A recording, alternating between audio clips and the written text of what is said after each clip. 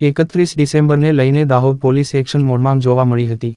પોલીસે 31 ડિસેમ્બરના દિવસે નશાકારક દ્રવ્યોનું સેવન કરીને નીકળેલા લોકો સામે સખ્ત કાર્યવાહી કરી હતી. 2023ને અલવિદા કરવા અને 2024ને આવકારવા માટે યુવાધન સહિત શહેરીજનો થનગની રહ્યા હતા. તો બીજી તરફ દારૂબંધીવાળા ગુજરાતમાં દારૂની પાર્ટીઓ ના યોજાય અને કોઈ અનિચ્છનીય બનાવ ન બને તે માટે દાહોદ પોલીસ પણ સતર્ક બની હતી.